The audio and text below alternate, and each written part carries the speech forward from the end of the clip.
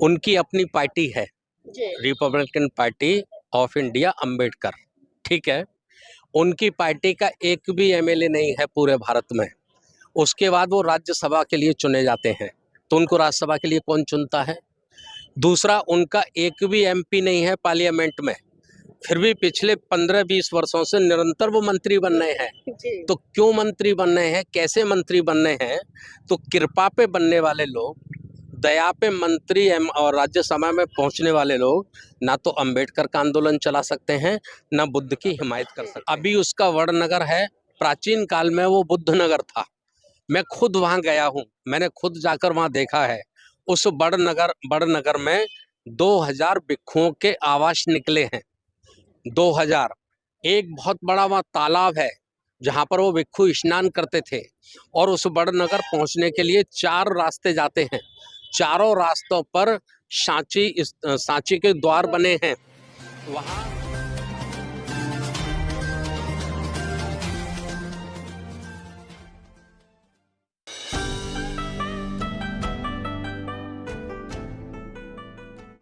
नमस्कार, आप देख रहे हैं एनबी न्यूज 24x7 नीलम बोध के साथ।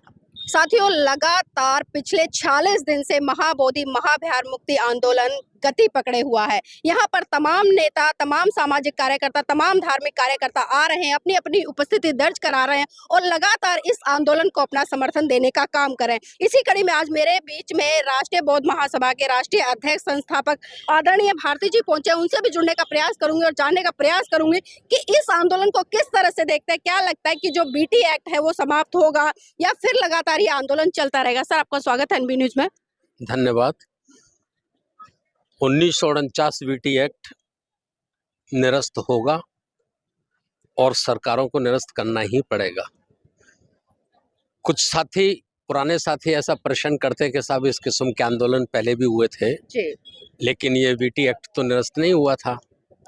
तो हम उनको बताना चाहते हैं कि जब पहले हमारे भिक्षुओं ने ये आंदोलन किया था, उस वक्त तक बौद्धों में जागृति नहीं थी, बौद्ध समाज तैयार नहीं था, इसलिए वो आंदोलन उस समय कमज़ोर पड़ गया। अभी भारत में ही नहीं बल्कि पूरी दुनिया में जो बौद्ध हैं उनकी श्रद्धा और आस्था ये महाबोधि बोध गया बुद्ध विहार से लगी हुई है। और भारत में जितने भी बौद्ध हैं और विशेष करके बाबा साहब डॉक्टर अम्बेडकर के अनुयायी हैं, वो पूरी तरह से जागरूक हैं। हर किस्म का संघर्ष, धरना, प्रदर्शन, संविधान में उनको जो अधिकार मिले हैं उनका इस्तेमाल करने के लिए वो लोग तैयार हैं।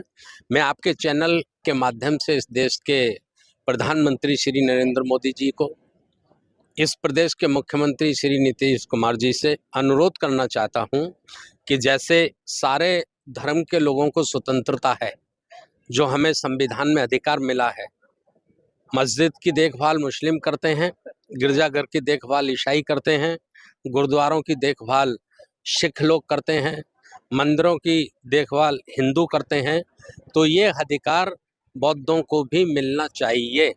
एक बात मैं और कहना चाहता हूँ कि जब हमारे देश के प्रधानमंत्री, मुख्यमंत्री, राष्ट्रपति विदेशों में जाते हैं तो बड़े फक्र के साथ कहते हैं, गर्व के साथ कहते हैं कि मैं उस धरती से आया हूँ जिस धरती पे बुद्ध ने जन्म लिया, मैं उस धरती से आया हूँ जिस धरती पर बुद्ध को बोधि प्राप्त हुई। तो ये तो वही धरती है, वही जगह है महाबोधि बुद्ध विहार। तो जब वो बाहर जाकर गर्व के साथ और फक्र के साथ कहते हैं तो अपने देश में उनकी क्या मजबूरी है? आखिर वो किससे डरते हैं जो बुद्ध के सम्मान में और बौद्धों के सम्मान में ये 1949 बीटी एक्ट को ख़त्म करके संपूर्ण प्रबंधन बौद्धों को क्यों नहीं सौंपना चाहते हैं? एक विशेष बात और मैं आपकी जानकारी में डालना चाहता हूँ। मैं लंबे समय तक गुजरात का प्रभारी रहा हूँ। जिस नगर में श्री नरेंद्र मोदी जी का जन्म हुआ है, उस नगर का, उस मोहल्ले का नाम है वड़नगर। अभी उसका वड़नगर है, प्राचीन काल में वो बुद्ध नगर था। मैं खुद वहां गया हूं, मैंने खुद जाकर वहां देखा है। उस बड़नगर में 2000 भिक्षुओं के आवास निकले हैं। 2000। एक बहुत बड़ा वहां तालाब है जहां पर वो भिक्षु स्नान करते थे, और उस बड़नगर पहुंचने के लिए 4 रास्ते जाते हैं। चारों रास्तों पर सांची के द्वार बने हैं। वहां लिपि में अशोक सम्राट के उपदेश लिखे हुए हैं। तो ये नरेंद्र मोदी जी के लिए तो विशेष अवसर है। वो एक ऐसे गांव, ऐसे बुद्ध नगर में जन्मे हैं जहां बुद्ध की बहुत बड़ी प्राचीन स्मृतियां हैं। तो इस तरह से, और उनका तो प्रदेश भी ऐसा है, आप जूनागढ़ जाइए, वहाँ जाइए, बौद्धों की बहुत बड़ी गुफाएं वहाँ मिलती हैं। और बड़े बड़े बौद्ध राष्ट्र के राष्ट्राध्यक्षों को लाकर नरेंद्र मोदी जी उनको परिचय कराते हैं बौद्ध से। तो आज नरेंद्र मोदी जी की एज ए प्रधानमंत्री होते हुए, एज ए नीतीश कुमार जी मुख्यमंत्री होते हुए, मैंने उनको देखा आज से 8 वर्ष पहले इसी बुद्ध विहार पर बुद्ध पूर्णिमा के दिन वो वहाँ बैठे थे, प्रार्थना कर रहे थे। तो उससे ये लगता है कि उनके मन में बुद्ध के प्रति श्रद्धा है, आस्था है। और कुछ उन्होंने विशेष निर्माण भी करवाए हैं बुद्ध के नाम से, इधर सर्किल बनाए हैं, पटना में भी बनाए हैं। तो जब बुद्ध के प्रति उनकी आस्था है और बुद्ध के बारे में वो जानते हैं कि बुद्ध पूरी दुनिया में सर्वश्रेष्ठ हैं, उनकी शिक्षाएं, उनकी मान्यता है, तो नीतीश कुमार जी की क्या मजबूरी है कि वो इस 1949 बीटी एक्ट को खत्म नहीं कर रहे। अगर उनकी कोई मजबूरी भी है तो मैं आपके चैनल से उनसे निवेदन करना चाहता हूं कि उनकी मजबूरी तथागत गौतम बुद्ध से बड़ी नहीं हो सकती। और जीवन भर तक कोई मुख्यमंत्री, प्रधानमंत्री नहीं रहता, ये पद आते हैं और जाते हैं। आज उनको मौका मिला है, उनको भारत के साथ साथ दुनिया के बौद्धों की मांग को स्वीकार कर लेना चाहिए और तत्काल 1949 बीटी एक्ट को निरस्त करके संपूर्ण संचालन बौद्धों को सौंप देना चाहिए। जी, भारती जी, लगता नहीं है कोई भी आंदोलन सफलता के शिखर पर तभी पहुंचता है जब कहीं ना कहीं उसमें एक जन बल और एक जन सैलाब उमड़े। लेकिन हम देख रहे हैं पिछले 45 दिन से बाहर के लोग आ रहे हैं, जा रहे हैं, अपनी उपस्थिति दर्ज करा रहे हैं, लेकिन जो एक जन सैलाब यहाँ पर देखने को मिलना चाहिए था, ये पूरा ग्राउंड भरा होना चाहिए था, क्योंकि सरकार भी तभी झुकती है जब एक जन बल उसके ऊपर प्रेशर देता है। तो कहीं ना कहीं ये कुछ कमियां नहीं खल रही हैं इस आंदोलन में कि जो एक जन बल है, एक जन सैलाब है, वो नहीं उमड़ रहा है?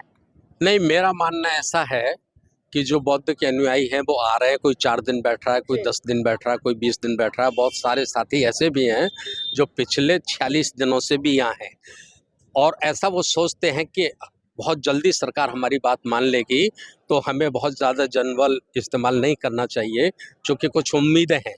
बुद्ध दुनिया के सर्वश्रेष्ठ हैं, उनके ज्ञान, उनके विज्ञान और उनकी शिक्षाओं को सारा संसार मानता है। नहीं, तो हलचलें तो आज पूरे भारत देश में हो रही है इस आंदोलन को लेकर। लगातार लोग अपनी प्रतिक्रिया भी दे रहे हैं, अपना समर्थन भी दे रहे हैं, लेकिन कहीं ना कहीं हम देख रहे हैं जो सत्ता में बैठे हुए नेता हैं वो क्यों नहीं, क्योंकि 131 अगर हम सांसदों की बात करें जिन्हें बहुजन विचारधारा के लोग कहते हैं, बहुजन आइडियोलॉजी पे चलने वाला कहते हैं, कल भी हमारे बीच में केंद्रीय मंत्री जी आए, वो कह कर गए कि मैं बुद्ध हूँ और 50,000 रुपए डोनेशन का भी यहाँ पर आश्वासन दिए कर गए हैं। लेकिन हम देख रहे हैं कि जब से किसी की भी सरकार आती है, मंत्रालय तो उनको मिल जाता है, लेकिन जो बौद्धों की एक बुलंद आवाज है, क्योंकि बीटीसी एक्ट आज का नहीं है, बीटी एक्ट बहुत पुराना है, तो कल 45 दिन के बाद आते हैं, तो क्या लगता है कि वो जो बोल के गए हैं कि भाई 45 दिन के बाद आना, कितनी सत्यता इस बात में, क्योंकि 45 दिन बीत चुके हैं इस आंदोलन को? कल जो माननीय मंत्री जी आए, रामदास अठावले जी, मैं व्यक्तिगत उन पे टिप्पणी नहीं करना चाहता, लेकिन जब आपने प्रश्न पूछा ही है तो मेरी मजबूरी है, मुझे उसका आंसर देना पड़ेगा।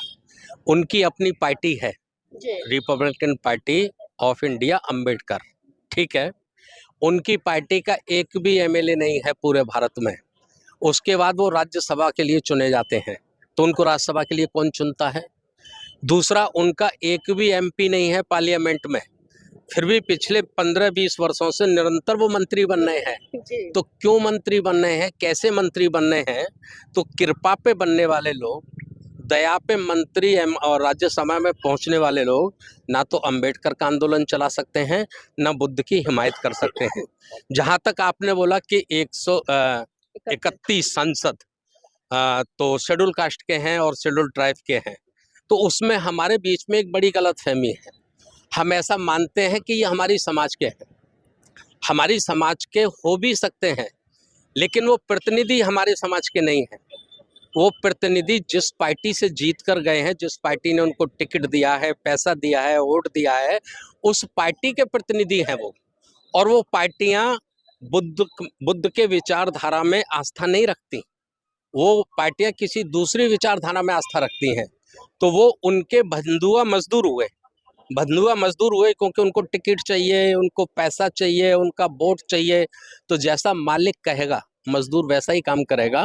आज ये भारत का बहुजन समाज, अंबेडकर अनुयायी बुद्ध समाज ये बात जान गया है। इसलिए उन नेताओं के प्रति ना तो कोई श्रद्धा है और ना ही कोई उनसे उम्मीद है। ये जो भी क्रांति होगी, सामाजिक क्रांति, धार्मिक क्रांति, आर्थिक क्रांति जो भी भारत में होगी और जो हो रही है अब गांव-गांव, मोहल्ले-मोहल्ले में शुरू हो गई है, ये केवल और केवल समाज के बल पर होगी, समाज की ताकत पर होगी। नेताओं का इसमें कोई रोल नहीं है। जी, भारती जी एक और सवाल है, क्योंकि जब से बाबा साहब ने यानी कि 1956 की मैं बात करूँ, 14 अक्टूबर सन 1956 को बाबा साहब ने बौद्ध धर्म ग्रहण किया और उनके साथ में लाखों अनुयायी थे जिन्होंने बौद्ध धर्म की दीक्षा ली। लेकिन आज वर्तमान समय में हम देखते हैं कि जो बुद्ध के अनुयायी उनकी संख्या बढ़ने की बजाय कम हो रही है, या जो लोग बन रहे हैं वो औपचारिकता के नाम पर बन रहे हैं, लेकिन जो सील है या धम्म है हम वो देख रहे हैं कि वो व्यवहार में नहीं आ रहा है। तो कारण कहाँ है और कमियां कहाँ नजर आती हैं इन देखिए, चीजों में? बाबा साहब डॉक्टर अम्बेडकर जी के समय 5 लाख लोगों ने उनके समक्ष धम्म की दीक्षा ली जी, और उस दीक्षा से 10 करोड़ लोग देश में प्रभावित हुए थे।